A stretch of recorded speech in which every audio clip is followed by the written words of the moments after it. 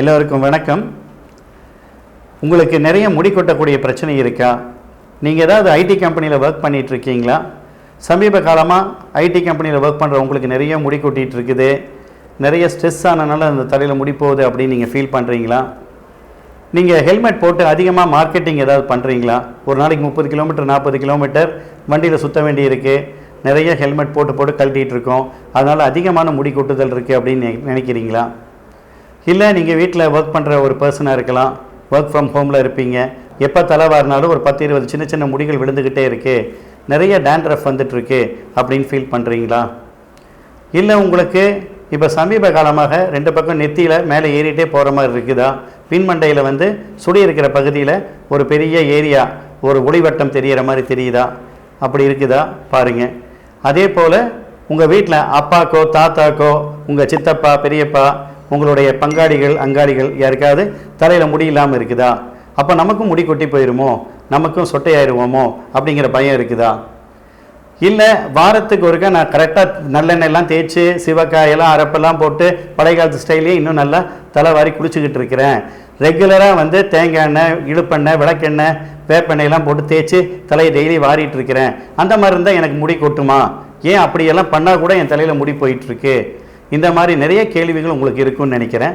அந்த மாதிரி கேள்விகள் இருந்துச்சுன்னா இந்த வீடியோவை தயவு செஞ்சு முழுமையாக பார்த்து கம்ப்ளீட் பண்ணுங்கள். நான் doctor Radhakrishnan.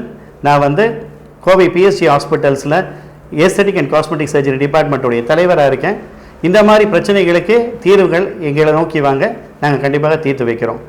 First and foremost நீங்கள் புரிஞ்சிக்க வேண்டிய விஷயம் என்னென்னா, தலைமுடி கொட்டுவதற்கு காரணம் ஸ்ட்ரெஸ்ஸோ, இல்லை உடம்பு சூடோ, இல்லை நம்ம யூஸ் பண்ணக்கூடிய கெமிக்கல்ஸோ, இல்லை சத்து குறைபாடோ இல்லை.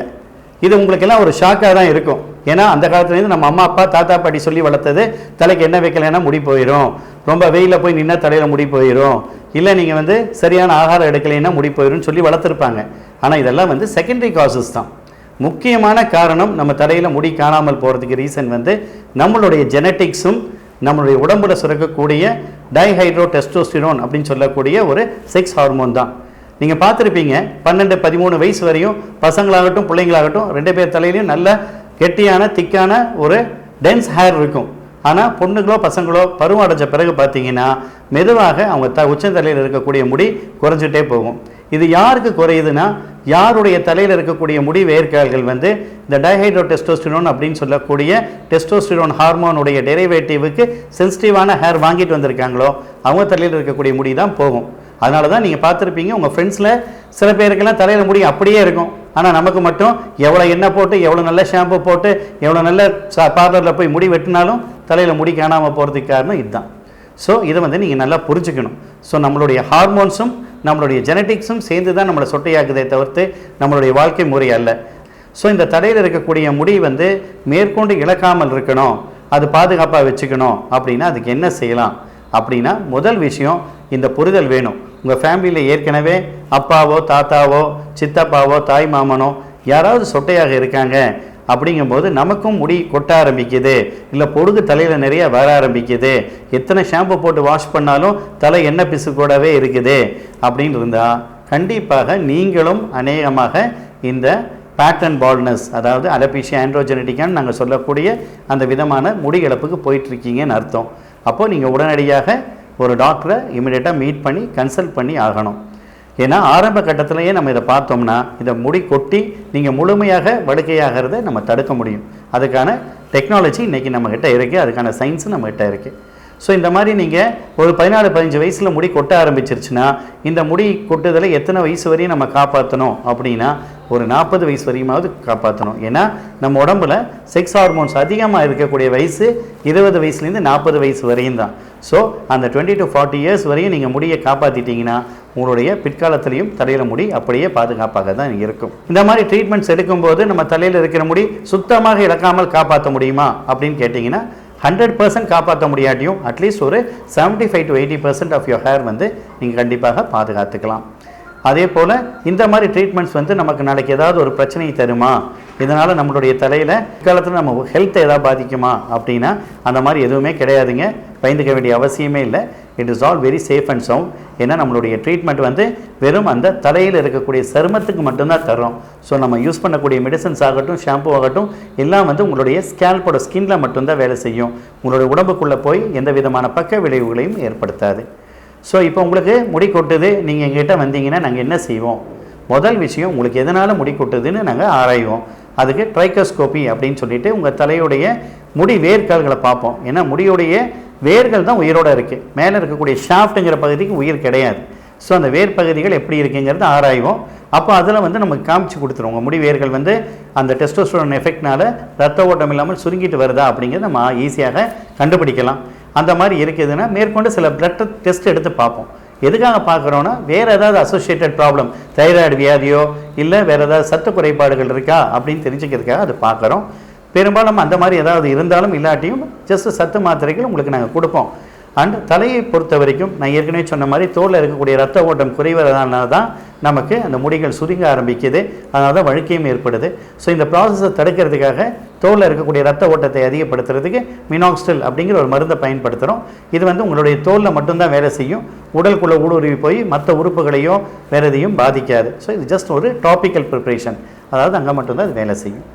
அதே போல் உங்கள் தலையில் அந்த எண்ணெய் சுரப்பு மிக அதிகமாகறனால தான் உங்களுக்கு டேண்ட்ரஃபும் வருது, உங்கள் ஸ்கேல்ப்பு ரொம்ப ஆயிலி ஆகுது. ஸோ அதை நீக்கி எடுக்கிறதுக்கு ஆன்டிசெபோரிக் ஷாம்பூஸ் நாங்கள் ப்ரிஸ்கிரைப் பண்ணுவோம். அது வாரத்தில் ஒரு 3 நாட்களாவது நீங்கள் பயன்படுத்தணும். அப்போ டெய்லி தலை குளிக்கிறது நல்லதா டாக்டர் அப்படின்னு கேட்டிங்கன்னா கண்டிப்பாக நல்லது. ஏன்னா நம்ம தலையுடைய தோலும் நம்ம உடம்புடைய தோலும் எல்லாம் ஒரே மாதிரி சருமம் தான். ஸோ எப்படி உங்கள் ஃபேஸுக்கு ஒரு நாளைக்கு 2 வாட்டி 3 வாட்டி ஃபேஸ் வாஷ் போட்டோ இல்லை சோப் போட்டோ தேய்ச்சி கழுவுறீங்க இல்லையா, அதே மாதிரி நம்மளோட தலையையும் நம்ம ரெகுலராக ஷாம்பு போட்டு வாஷ் பண்ணுறது நல்லது. ஆனால் என்ன ஒரே ஒரு விஷயம், அதிக கெமிக்கல் நிறைந்த ஷாம்பு பயன்படுத்தாதீங்க. ரொம்ப நியூட்ரல் ஷாம்பூஸ்ன்னு நாங்கள் சொல்கிறோம். அந்த மாதிரி lauryl sulphate, phthalates, parabens, benzene compounds இதெல்லாம் இல்லாத ஷாம்பூஸாக தேர்ந்தெடுத்து பயன்படுத்துங்க. அது நீங்கள் எங்ககிட்ட வரும்போது டாக்டர்ஸ் வந்து நாங்கள் உங்களுக்கு எந்த மாதிரி ஷாம்பு பயன்படுத்தலாங்கிறத அட்வைஸ் பண்ணுவோம். ஒரு சமயம் முடிகள் நிறைய சுருங்கி போயிடுச்சு, தலை மண்டை தெரிய ஆரம்பிச்சிருச்சு அப்படின்னா அந்த முடிகளை வந்து திரும்பியும் வளர்த்து கொண்டு வர அதை திக்கன் பண்ணுறதுக்கு நாங்கள் பிஆர்பி அப்படின்னு சொல்லக்கூடிய ட்ரீட்மெண்ட் கொடுக்குறோம். இந்த பிஆர்பிங்கிறது பிளேட்லெட் ரிச் பிளாஸ்மா.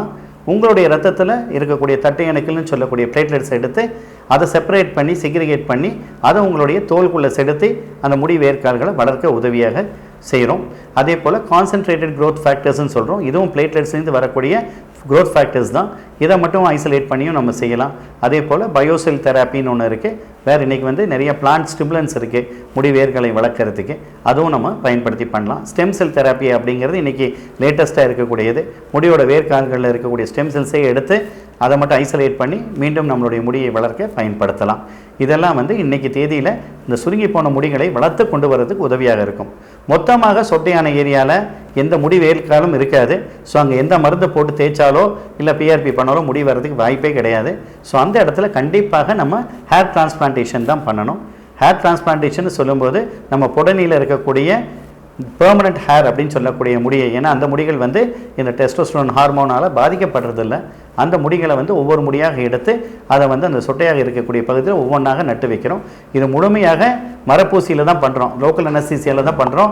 அதனால் எந்த விதமான பயமோ சைடு எஃபெக்ட்ஸோ ஒன்றுமே கிடையாது. எடுத்த இடத்துல இருக்கிற முடிகளை பூராமே எடுக்க மாட்டோம், அங்கே 25% ஆஃப் ஹேர்ஸை மட்டும்தான் எடுப்போம். அதனால் பின்னாடி இருக்கிற அடர்த்தியும் அப்படியே தான் இருக்கும். முன்னாடி இருக்கிற முடிகளும் நம்ம நட்டு வச்சப்போ ஒரு 4 மாதத்துலேருந்து 6 மாதத்தில் வளர்ந்து வர ஆரம்பிச்சிடும். ஸோ ஆனால் நீங்கள் ஹேர் டிரான்ஸ்பிளான்டேஷன் பண்ணாலும் தொடர்ந்து மருந்துகளை கண்டினியூ பண்ணணும். ஏன்னா அப்போ தான் இருக்கக்கூடிய முடிகள் மேற்கொண்டு சுருங்காமல் இருக்க உங்களுக்கு உதவியாக இருக்கும். நீங்கள் நினைக்கிற மாதிரி தினமும் கரெக்டாக தலைக்கு எண்ணெய் வச்சு நான் செய்விட்டுருக்கேன் டாக்டர், வாரத்துக்கு ஒருக்கா நல்லெண்ணெய் வச்சு தேய்ச்சி குளிச்சுக்கிட்டு இருக்கேன் டாக்டர் அப்படின்னு சொன்னீங்கன்னா இதெல்லாம் வந்து எந்த வழியாகவும் முடி வளருவதற்கு உதவியாக இருக்கிறதில்ல. அப்போ எதுக்கு சார் நம்ம எண்ணெய் வைக்கிறோம் அப்படின்னா, எண்ணெய் வந்து ஒரு மாய்ஸ்சரைசர், ஒரு எமோலியன்ட். நம்ம முடி வந்து வெயிலாலையும் பனியாலையும் வெடிச்சிடக்கூடாது, உடஞ்சிடக்கூடாதுங்கிறதுக்காகத்தான் நம்ம எண்ணெய் தடவிட்டு இருக்கோம். ஏன்னா முடியோட வேருக்கு தான் உயிர் இருக்குது, அதோடைய ஷாஃப்ட்ஸுக்கு உயிர் கிடையாது. அதனால தான் அதை மாய்ஸ்சரைஸ் பண்ணுறதுக்கு நம்ம தேங்காய் எண்ணெயோ இல்லை நல்லெண்ணெயோ இல்லை விளக்கெண்ணெயோ ஏதோ ஒரு எண்ணெயை தடவிட்டு இருக்கிறோம். அரப்பு சீவக்காயெல்லாம் போட்டால் நல்லதா டாக்டர்னா, அரப்பு சீவக்காய் நல்லது தான், இல்லைன்னு நான் சொல்லலை. ஆனால் இன்றைக்கி இருக்கக்கூடிய உலகத்தில் அதற்கான டைம் நமக்கு கிடையாது. அது மட்டும் இல்லை, இதெல்லாம் வந்து பார்ட்டிகுலேட் மேட்டர்னு சொல்கிறோம், ஒரு பொடிகள். இதை மண்டையில் போட்டு தேய்ச்சிட்டு அதை ரிமூவ் பண்ணுறதுக்கு நம்ம நிறைய வாட்டி ரின்ஸ் பண்ண வேண்டியிருக்கும், அலச வேண்டியதாக இருக்கும். அது இல்லாமல் இதை போட்டு தேய்க்கும் போது வீக்காக இருக்கக்கூடிய முடிகள் ஈஸியாக உடஞ்சி போயிடும், டேமேஜ் ஆயிரும். அப்புறம் அந்த ஸ்கேல்ப்பும் வந்து டேமேஜ் ஆக வாய்ப்பு இருக்குது. ஏன்னா இந்த பொடிகள் வந்து அந்த ஸ்கேல்ப்பை வந்து உரசி அபரேஷன்ஸ் க்ரியேட் பண்ணும். அதனால் இன்றைக்கி தேதிக்கு தேவையில்லை. இன்றைக்கி we can go for safe shampoos. ஒரு 30 வருஷத்துக்கு முன்னாடி நம்ம எல்லாம் மாட்டு வண்டியில் தான் போயிட்டு இருந்தோம். அதுக்காக இன்றைக்குமா நம்ம மாட்டு வண்டியில் போகிறோம்? இன்றைக்கி கார்லாம் வந்தாச்சு, சொஃபிஸ்டிகேட்டடாக மாறிட்டோம், ஏரோப்ளைனில் கூட போகிறோம். ஸோ இன்றைக்கி என்ன டெக்னாலஜி இருக்கோ அதை நம்ம பயன்படுத்திக்கிறது நம்மளுடைய புத்திசாலித்தனம். சீவக்காயோ அரப்போ பயன்படுத்தக்கூடாதுன்னு நான் சொல்லலை, ஆனால் அதற்கான அவசியம் இன்றைக்கி தேதியில் நமக்கு இல்லை. ஸோ இதை வந்து நம்ம தெளிவாக புரிஞ்சுக்கணும். ஸோ உங்களுக்கு இந்த முடி கூட்டுதலை பற்றியும் முடி நடுதலை பற்றியும் பிஆர்பி தெரப்பி பற்றியோ கான்சன்ட்ரேட்டட் க்ரோத் ஃபேக்டர்ஸ் பற்றியோ இல்லை மினாக்சிடில் போன்ற மருந்துகளை பயன்படுத்துறதுக்கு ஏதாவது சந்தேகங்கள் இருந்தால் தயவு செஞ்சு நீங்கள் கோயம்புத்தூர் பீலமேட்டில் பிஎஸ்சி ஹாஸ்பிட்டல்ஸ்க்கு வாங்க. இதில் ஏ பிளாக் சூப்பர் ஸ்பெஷாலிட்டி பிளாக்னு இருக்குது. இல்லை 4வது மாடியில் நான் டாக்டர் ராதாகிருஷ்ணன் அப்படின்னு ஒரு டாக்டர் இருக்கேன். எங்களோட டிபார்ட்மெண்ட் பேர் aesthetic and cosmetic surgery department. இங்கே வந்தீங்கன்னா உங்களுடைய எல்லா கேள்விகளுக்கான பதிலும் எங்ககிட்ட கிடைக்கும். நன்றி, வணக்கம்.